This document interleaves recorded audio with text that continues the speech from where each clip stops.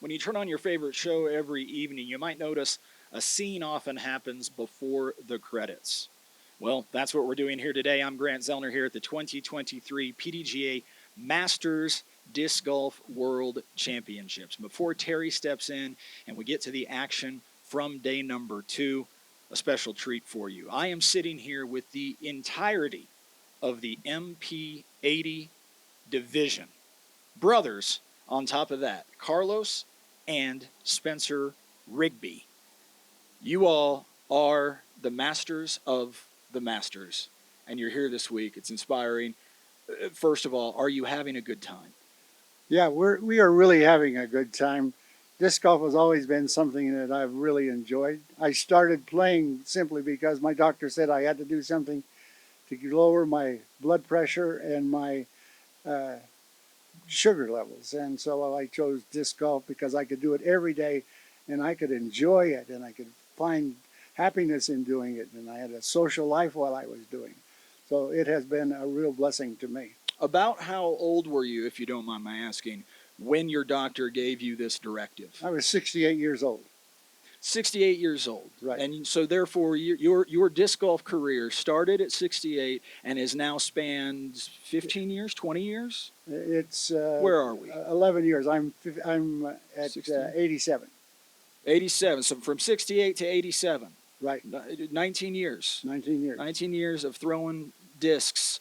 And so that's been your career. And in that career, tell me about your noteworthy victories. My noteworthy victory was the first tournament I ever won, which was in Monterey, California. And a person had said, "Why don't you go play in the Worlds?" And I said, "I don't think I should. I've never played in a tournament before."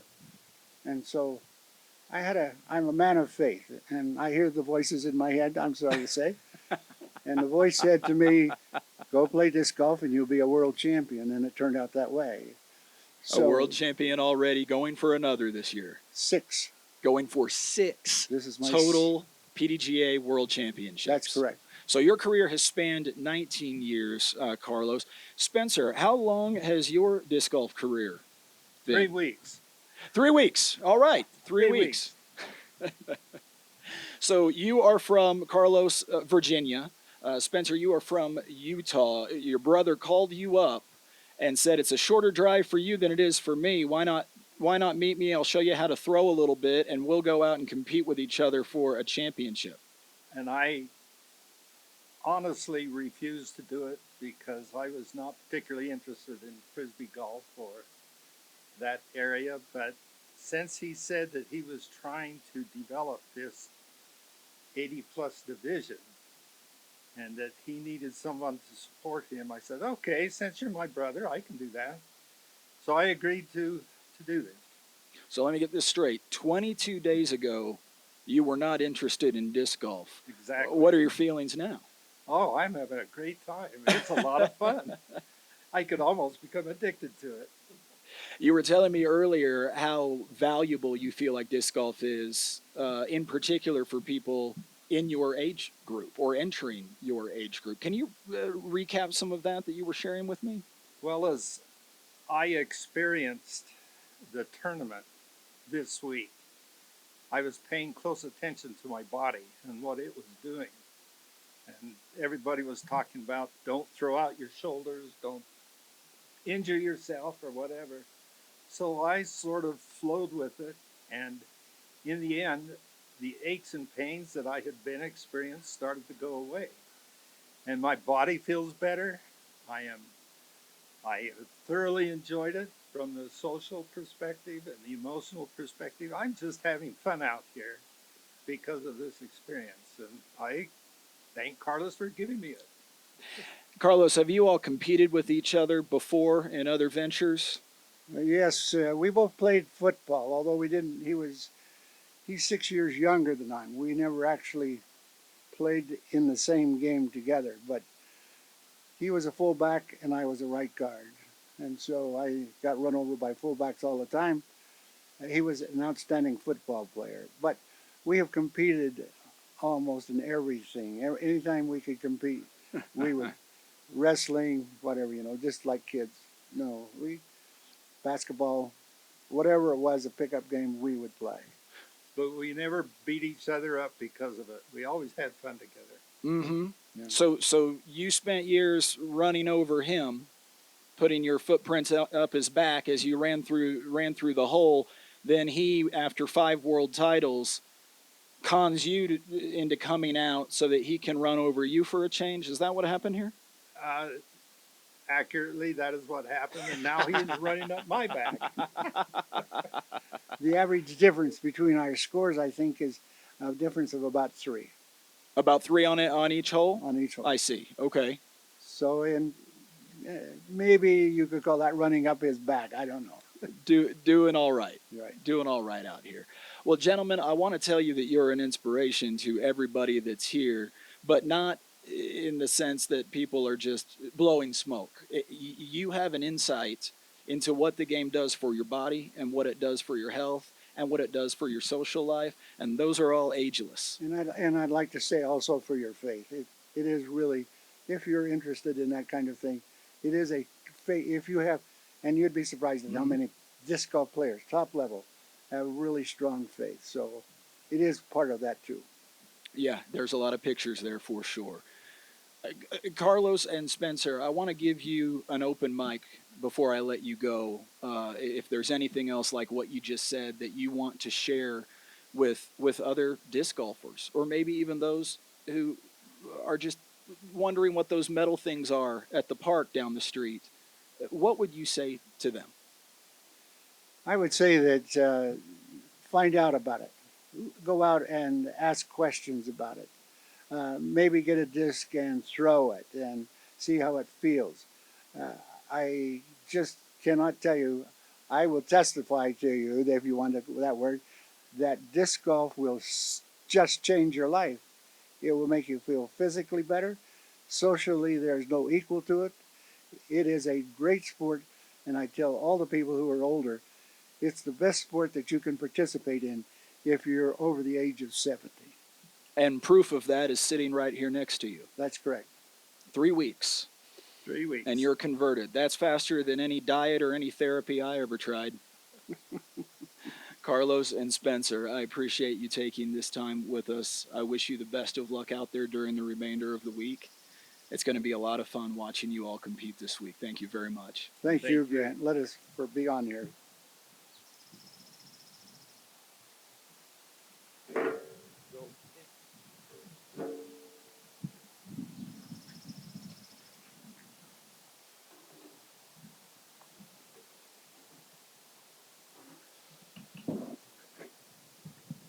If you're just now joining us, we are at the 2023 PDGA Masters Disc Golf World Championships, literally a stone's throw away from the infamous Mother Road, Route 66. I'm Grant Zellner, and I am now joined by the legend in his own right, Terry Miller, a man who can get away with wearing pink flamingos on his shirt and look fantastic doing it. Terry, you're not the only one looking fantastic. We're through 2 days. Some divisions beginning to finish up today, so it's appropriate now to say that we have more or less reached the halfway mark of this major championship, which means a lot has happened, but a lot is yet to come. Yeah, as we all know, the first few days, everyone is shuffling around. Everyone is getting used to the courses. They're taking what they had in practice. They're going out and applying it, and now they're going to make additional adjustments.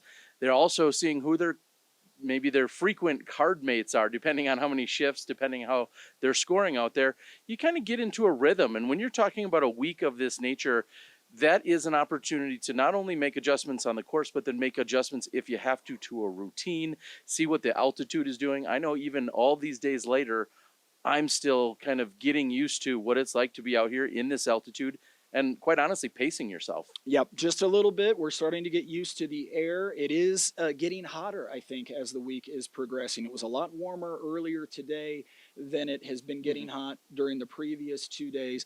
Players talking about it. Lots of instruction coming from the showrunners here, staying hydrated, staying safe, and players doing a great job of that, helping each other out, and hitting courses today for the second time, most of them. Yeah, and I was just going to say that everyone now has had a chance at each course. And so they're going to be thinking about, well, what did I do on the opening day and how can I make those adjustments? I feel as if I know as a competitive player, I was always thinking about the revenge. And maybe even on the flip side of that, when you missed a hole or you were frustrated you didn't pick up a birdie or you took an unnecessary bogey, I also think I'm so impressed by the players that do something well on one round and then come back and repeat it the second time they play there. And I know that sounds silly. It always feels like it's easier to make up for a mistake, but can you duplicate the perfection you had the first time as a reverse of that? It's an interesting mindset. Of course, the best of the best find a way to go out and make it repeatable. And we'll see if some of them are going to want to repeat their effort for Monday or Tuesday, excuse me, and some are going to want to make those adjustments. Well, just like we saw at the end of round number 1, after 2 rounds, a number of divisions still very, very much in doubt. A number of divisions leaders are either tied, in some cases a multi-way tie for the lead. In other divisions, the spread amongst the first and second, or even the first through the fifth, sixth, eighth person, we're talking about 2, 3, 4 strokes at the most. We've seen a lot of birdies and a lot of bogeys on these courses, so I expect to see some movement, even in our highlight packages today from what happened in round number 2. Should we dive right in? We certainly should. The wind turned it up just a notch or two in round 2. Let's see how it affected them. The FP40 division finished first yesterday, right around midday, in fact. Holly Finley played well on day 1, certainly well enough to be a part of the lead card, but was back somewhat from Owen Scoggins. Made a move. Yeah, not really surprising to see that from Holly Finley. She's been very open. I met her in her first year of playing, and it was very early on in her career where she said she loved the woods golf. She loved having angles and lines to hit. So anytime that she's in a somewhat of a confined space, it's not a surprise to see her excel at that point. You just saw her birdie 2 and 3 from yesterday's round. Now ahead to the 7th. A short, steep downhill, all about speed control. Holly sticks the landing, cashes in yet another birdie. Now into the back 9, through the trees. Holly finds the gap, makes it to circle 2. Has a big putt here. We talk a lot about Owen's ability from circle 2. Don't sleep on Holly Finley and several other players being capable from that 40-foot range. A bogey-free, 990 rated, 7 under par puts Holly Finley tied for the lead now after 2. Yeah, and one point I'll make on that regarding Holly Finley, she's one of the firmest putters in the division. So when you talk about playing in elevation and how it can affect your disc, if it makes it drop out of the sky a little bit quicker, Holly Finley with a firm, very strong putt that might play to more of an advantage out here as the week wears on. So the leaderboard obviously very tight with a tie at the top, Holly and Owen. Stephanie Vincent, 2 under for her second round, just 4 back of the leaders. Sandy Hendel, a 2 under round in her own right, 9 under for the event. Jennifer Allen staying there in contact with the leaders. She's on the chase card, again, looking to move up here in round number 3. After the round was over, though, we did get a chance to catch up with Holly Finley. Let's hear what Holly had to say immediately after coming off the course. With Holly Finley after day number 2, the hot round of the day by 4 over the next best round in your division. You've shot yourself into a tie for the lead. What are your first thoughts? I didn't know that because I don't actually watch the scores. I just play and see how it all shakes out in the end. And as soon as I tapped in my putt, my caddy said, "Good job, you tied for the lead." And of course, I had to look at, the PDGA live to see the numbers for myself. So I'm kind of in shock. I don't really try to keep up with how many birdies or lack thereof that I got. I'm just happy that I had a game plan. I only got 1 practice round here because I played the KC Wide Open and I drove Sunday, and then my caddy drove all day Monday, and we were able to get 1 practice round at each course. So I'm just happy that with minimal preparation, I put together a solid game plan and was able to execute that. You obviously shot well yesterday, being on the lead card for day number 2, but shot so much better today. Was that a product of the courses being different and this course setting up for you, or was that a product of finding something in your game today that maybe you didn't have yesterday? Yesterday I wasn't getting as many circle one looks as I had today. Even though the mistake yesterday was par, I just wasn't getting as many birdie ops. And today I had so many birdie opportunities, and that was really keeping my confidence and spirit boosted. If I missed a putt or two, I thought, well, you know what? I'm in circle one, and I'm happy that I got the opportunity. I hit some metal, and I'll just do better on the next one. What have you had to do to adjust your bag or your game playing at altitude? When I started, I used Innova Blizzard Champion discs, and then I progressed to the Innova Starlight, which they no longer produce. So I already have a good collection of lightweight plastic that's very understable, and I just pulled a couple of those gems out from the back of the van and put them back in the bag, and they've been really clutch for these two courses. Heading back to the other course tomorrow, where Owen shot a 12 under par opening round. What will you need to do tomorrow to keep pace? I actually am doing the commentating. Thank you, Ace Run Productions, for the FPO lead card here. So I was able to watch Owen's round last night as I commentated on it. So I'll probably adjust a few of my discs that didn't work out well day one and see if I can get more birdie opportunities tomorrow. We're still well short of the halfway mark here at the 2023 PDGA Masters Disc Golf World Champions, but Holly Finley well positioned. Congratulations. Play well tomorrow. Thank you so much. Terry, two noteworthy things I took away from that conversation with Holly. First, she's having a great time. She's in a great mind space, having a lot of fun, feeling competitive, enjoying herself, but keeping some intensity as a part of that. That's one of them. The second one, though, is even at this late stage, she's still changing discs in and out of her bag, making adjustments to the conditions. Yeah, and that is kind of what I was just talking about in the testament of knowing that halfway through this tournament, they're still getting adjusted. And maybe someone like a Joe Revere or other players that we are used to talking about playing at elevation, Holly Finley, not so much, whether she's in Tennessee or Wisconsin or on the road, she's not used to playing at elevation. So I love hearing her talk about and work her way through those things as a competitor. So not surprising to hear that from Holly. One other quick note that I'll make, Holly Finley, as she said, played in Kansas City. Long cross-country track to get here. Yep. And I was thinking about how both players that traveled to Europe and the players that are coming here, shortening their practice time, shortening the rest and the relaxation. Playing 3 rounds at Kansas City was no joke. And then to travel here, I give Holly Finley a lot of credit for the dedication here this week. I said she got just one practice round in. I don't even know if that was at both courses, but got just one practice round in and doing very well, making adjustments on the fly. Let's talk about another group. We'll hopscotch over to a division that we haven't gotten to talk about much yet, but they are noteworthy. MP 70, some legends of the game in this division. We're talking about guys like David Greenwell, Mark Horn, and multi-time champion Dr. Rick Vokes. Yeah, these are, like you just said, legends of the game. These are gentlemen that I was watching win world championships as I was playing and entering 25 years ago. And then just to get the insight, to get the perspective of these players, to also know that they were some of the pioneers, whether it would be in disc development, course design, or going out and playing in these worlds. Some of the first-time touring competitors that we've ever seen as well. I love watching them play. Randy Beer is also part of that group of legends, a 2-time Tim Selinsky U.S. Masters winner looking for his first world title. He's a 961 rated player, the highest rated player in the division. Played round 2 yesterday at the Little America Crew course just over my left shoulder.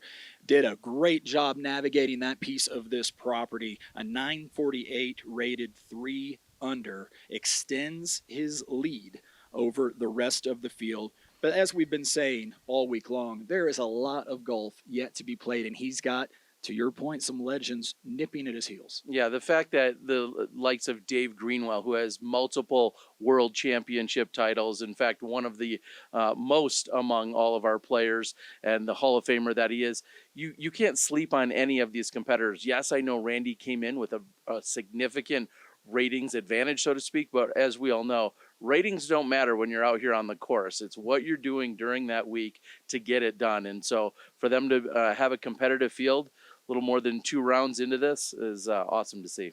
Let's talk about that history just a little bit more. The most world titles across divisions. Ken Climo, of course, an obvious top of that list. But then you start getting into players from the age divisions that we've been talking to today. We're talking about players like Peter Shive, Dr. Rick Vokes. He's got 11 total. David Greenwell with 10. Tom Monroe with 8. Elaine King also 8. Sylvia Vokes with 7. That may be the most in one household there between Dr. Rick and Sylvia.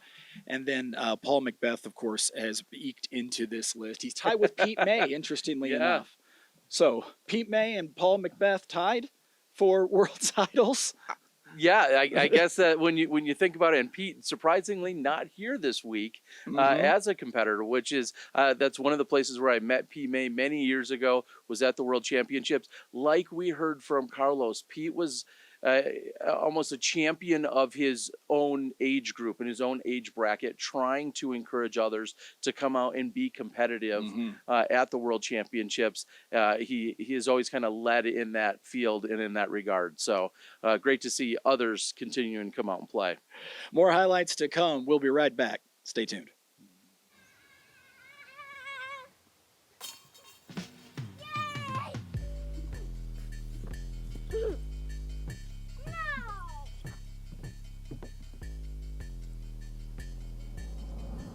So the no way. You talking about superhero stuff? That is a flying Kev man.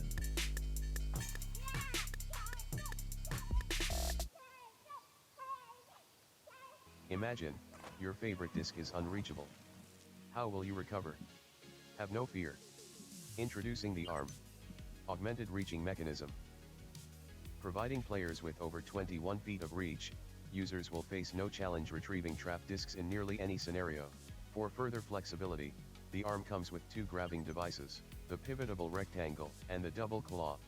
Go to your local retailer and ask for the ARM today. Back in Flagstaff with Grant Zellner and Terry Miller at the 2023 PDGA Masters Disc Golf World Championships. The MP40 division started day number 2, a 3-way tie at the top, followed immediately by a multi-way tie in 4th place, just 1 stroke back. They went over to a new property yesterday, a little shorter, a little fewer strokes relative to par. Very technical, of course. Michael Johansson showing the way. Hole number 4, a 308-foot par 3. MJ, no problem there. Now into his back 9 at the 11th, a long tunnel shot. Needs it to hit some trees, needs a backstop here, and gets it. Keeping this disc within circle 1. MJ, one of several to shoot the hot round at 8 under yesterday in round number 2. Keeping his spot at the top of the leaderboard. A look now at Michael Johansson's scorecard. A lot of green on that scorecard. Yeah, and as you were just saying or alluding to, no surprise. We go into a technical, more wooded course. MJ finds a way to get it done, even getting a little love from the trees. He's got to be thinking about some of that North Carolina love that he's brought over here to the west side of the country. So MJ feeling nice and safe and at home. And then we head over and we take a look at Cale LaVisca, who, as we know, just got done hosting everyone at the Disc Golf Pro Tour stop at the Preserve just a matter of a few days ago. He's a busy man. Does a great job here off of sort of the odd start to the 8th. Long putt for birdie. Cale got that putter working as the round evolved during the course of yesterday. Now we jump all the way to the 17th, 390-foot hole. Cale with a flex backhand to circle 2. And then this long bid. Cale, who's really been working on his spin putt and has fully committed to it. It's going to pay off here this week. Cale overcomes both a slow start, parred the first 3 or 4 holes before finally getting his first birdie on the board, overcomes a slow start, overcomes a bogey in the middle of his round, ends up shooting a tie for the hot round of the day, finished with 5 straight birdies.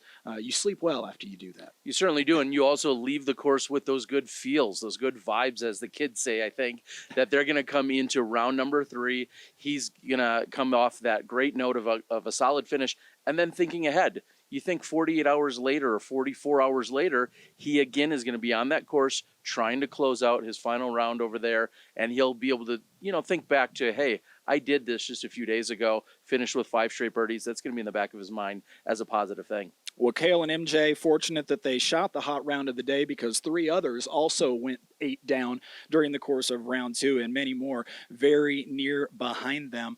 The new foursome that we will see in tomorrow's post-produced coverage will include both Cale and MJ, along with Joe Revere back to the featured card after falling to the chase for day number 2, and Josh Anthon, a part of our final foursome, at least heading into round number 3. They'll tee off a little bit later on this afternoon.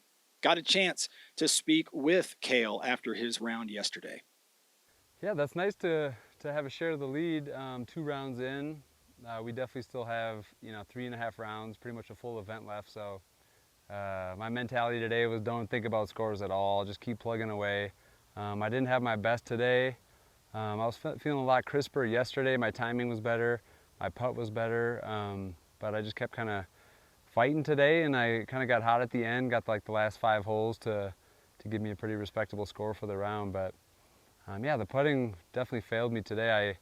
Up here at elevation, I've kind of went away from my spin putt because I just find it so hard to keep the spin up in the air at this altitude. But yesterday I switched to the push putt and was banging them, but today I was having some trouble, so I'm gonna stay after for a while and try to bang some putts.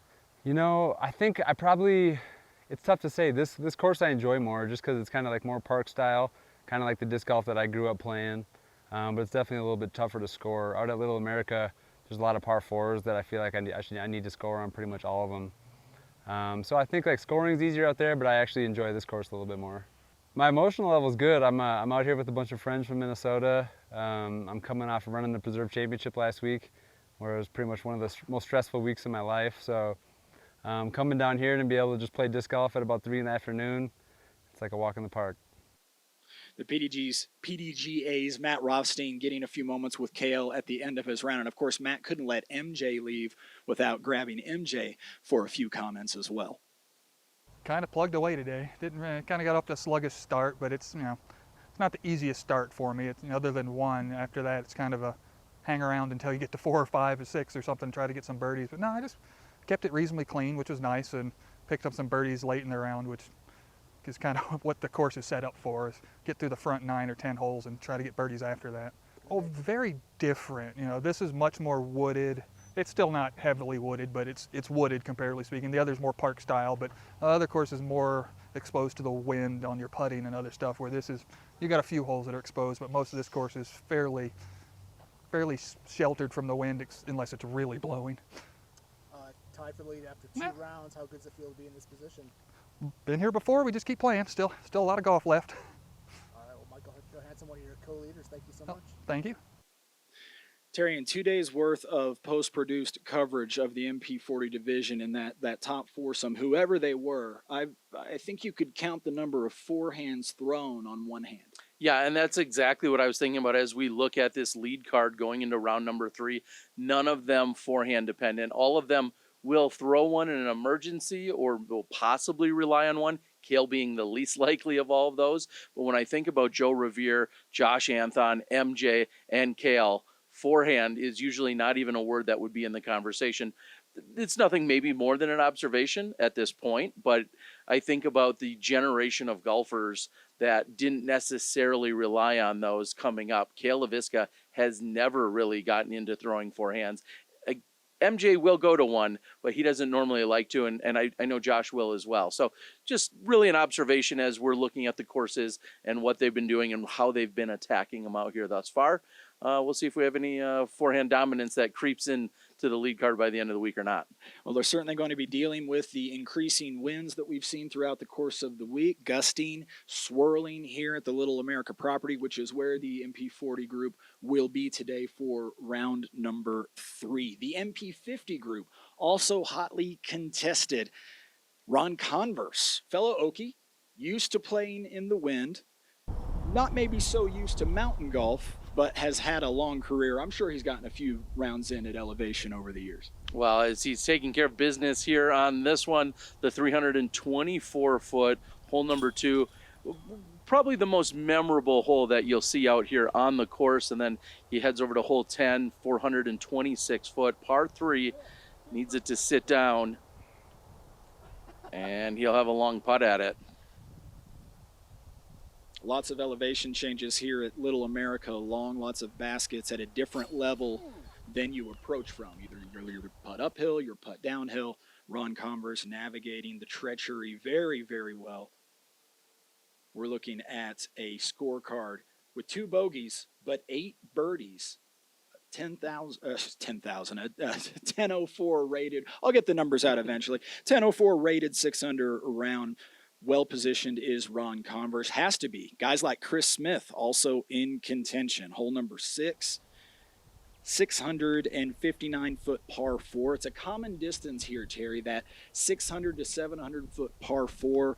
Placement shots off the tee for the most part. Maybe a couple. If you really juice one, you'll have a jump putt, maybe for the occasional eagle bid. But a lot of placement golf where you feel like at this level anyway, these guys need the birdies. Yeah, and what's impressive is he's coming off back-to-back bogeys on the previous 2 holes. So really, you think about that bounce back, not only the stat, so to speak, but also just what it does for you mentally to know that you can bounce back and get really right back on track. A long putt here late in the round for Chris Smith. Again, good vibes to end the round. Good mindset coming in to his 3rd day of competition. Chris Smith, there's a look at that scorecard. Once again, lots and lots of green. Caught fire on that back 9 with 6 straight birdies. So the MP50 division, Chris Smith staying at the top at 7 under, 4-shot lead. Schwebe up 4 spots with his own 7 under on the day. Ron Converse up into T2 with Schwebe. Lots of competition still to go here. Yeah, and I just want to reflect briefly that 10 under was the hot score out here in the MPO field just the day before. Mm-hmm. So to see our MP50 field come out and shoot the hot score being 7 under, just 3 strokes off the pace of our MP40 field, I think is very impressive. I know when I saw Schwebe at the festivities last night, he was very thrilled with the effort that he put out, as he should be. Something noteworthy I noticed in the statistics on the holes here at the Little America course, that these guys are playing every single hole birdies. Yeah. Not necessarily a lot, but every hole is truly legitimately birdieable. Mm-hmm. But a handful of those holes, you'll see a lot of birdies, and then you'll see a lot of double bogeys, which is interesting given that there's very little OB. There's not a lot of water, obviously. We are in Arizona after all. I think we are going to start to see some score separation as we move into the latter half of the week. Yeah, and I hate to harp on it, but yes, people are going to figure it out. They know the trouble spots. They know the places to avoid out here on the course. And some people, simply won't make those adjustments, and they may fall into the trap that they were in a day or two ago. But as that separation continues to happen, we'll see somebody's going to run away with this. Well, or maybe not. We've had some, as you open the show, these divisions have been so highly contested, they're bunched up on quite a few of them. Well, Terry, you caught up with the MP50 leader as of this phase of competition. Let's hear what he had to say. Joining us now is our leader in the MP50 division. I'm talking about Chris Smith. Chris, pair of 7 unders, 2 very different courses. How does that feel? Oh man, it feels great to start off with 2 really good rounds. So yesterday was a lot smoother than today, that was for sure. So yeah, it feels awesome. Today, a couple of bogeys out there, but of course, 9 birdies to pick up when it was all said and done. Any personal highlights when you reflect on today's round? Any highlights that you'll think back to? Once we got back to the farthest holes away, they were all flick holes, and I just leaned on the flick all the way in. So yeah, I 16, I put one way down there. If it would have been a C-tier at home, I probably would have tried to make it. All right, well, so now I can't imagine that sleeping is easy knowing that you're going to have a lead, or maybe you'll sleep very comfortably, but a 4-stroke lead. Just reflect on that for a moment, what it feels like to have a 4-stroke lead after 2 very tough rounds of competition at the World Championships. Thinking over to what we're getting ready to play at Thorpe, 4 strokes is, a couple of bad shots here and there, and everybody's right back in it. So, yeah, I'm just going to go over there and try to execute the same way I did yesterday. Stay out of trouble and lay up when I need to. Do you feel like there's been any keys to the success you've had over these last 2 rounds? Like if you had to summarize maybe what you've been feeling or what's been working for you, what would that be? Kind of weird. Anytime I've been in trouble, I've been able to scramble up and down really well, putting them right on the pin. You know, no need to putt type shots. So that has saved me tremendously. All right, so doing some scrambling out here. Any thoughts as you look forward to the next couple of rounds? Obviously, Worlds is a little bit of a marathon out here. Any thoughts moving forward? One hole at a time. That's all we got. Sounds like a pro tip to me. That's Chris. He's in the lead, 1 hole at a time here at the World Championships. I can't believe it. You're up next.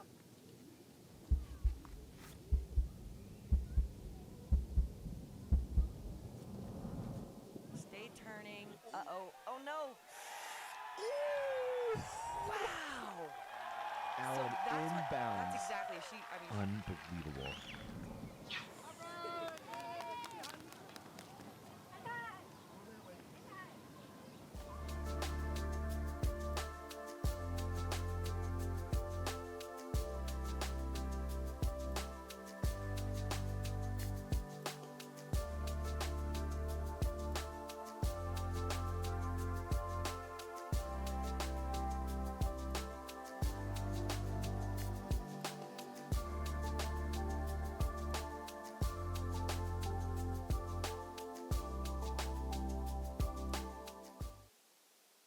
Well, Terry, when you're at a Masters event, you're going to hear a number of terms, a number of words a little bit more frequently than when you're at, say, a more general audience, general playership sort of disc golf event.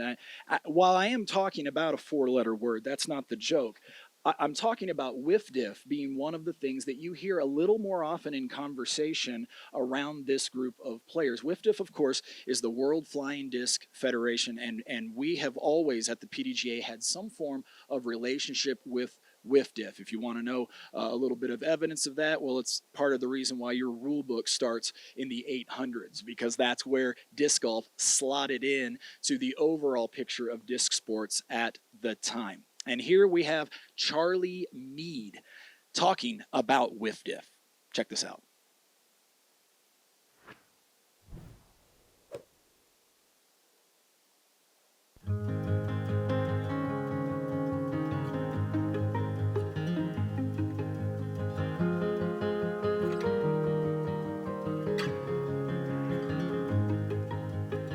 Welcome in, Terry Miller, joined by Charlie Mead out of the UK. Charlie, we're here for the World Championships in disc golf, but Frisbee and Frisbee-related activities, so much a part of your life. Give us a little background. Yeah, hi. So, started in 1980. I'm really lucky to have met Dan Stoltwadick in England. He came on a tour run by Discovering the World at the time with a bunch of other Americans, and he really sort of like got me interested in organizing and helping and making things happen for all the disc sports, from ultimate disc golf and overall events, in the UK to start with.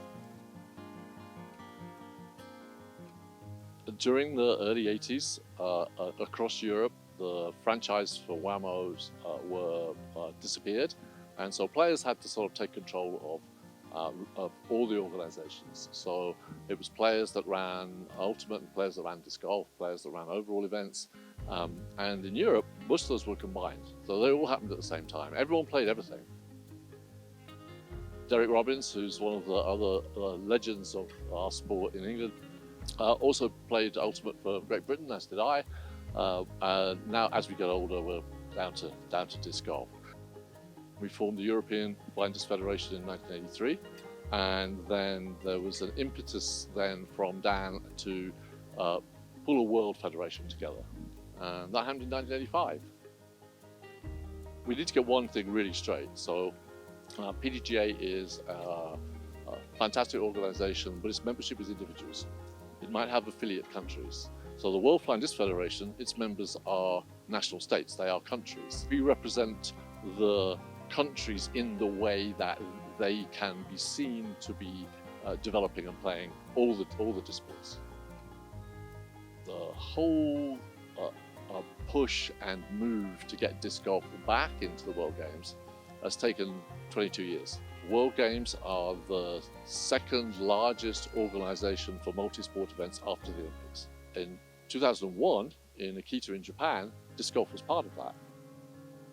So I've spent the last 7 years with the WIFDIF board and our staff getting the decision to get back into the World Games in China in 2025.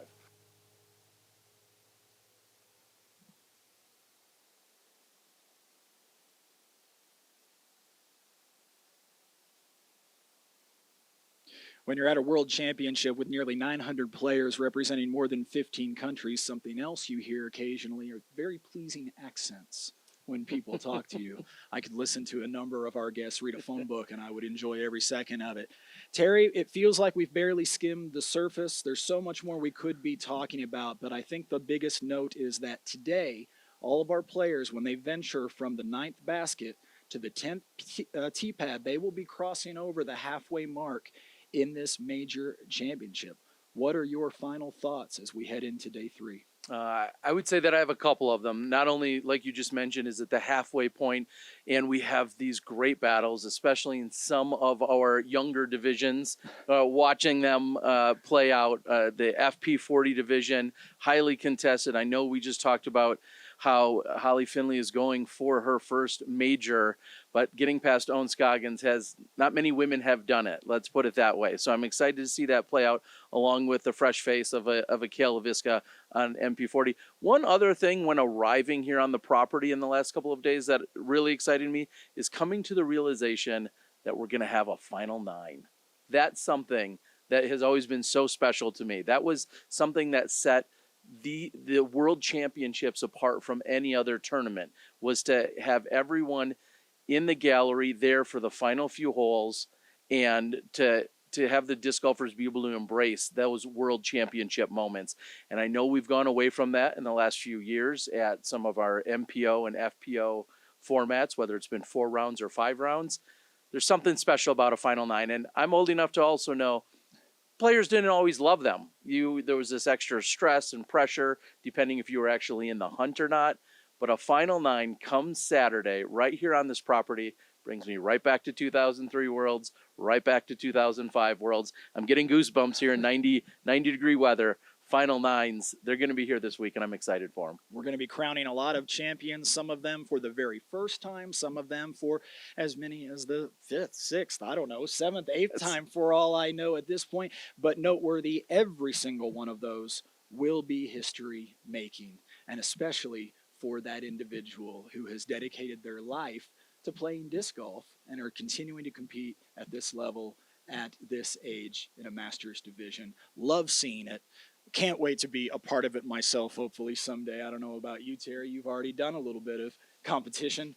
I need to go out in the field with you if you don't mind. I need some pointers. We're going to be right back here tomorrow with coverage and highlights from today's round number 3. Also, don't forget post-produced coverage of MP40, MP50, and FP40, all available on our YouTube channel. Make sure you check that out. Well, for Terry Miller, I'm Grant Zellner. We've got a lot to do today and a lot of golf yet to be played here in Flagstaff, home of the 2023 PDGA Masters Disc Golf World Championships. See you soon.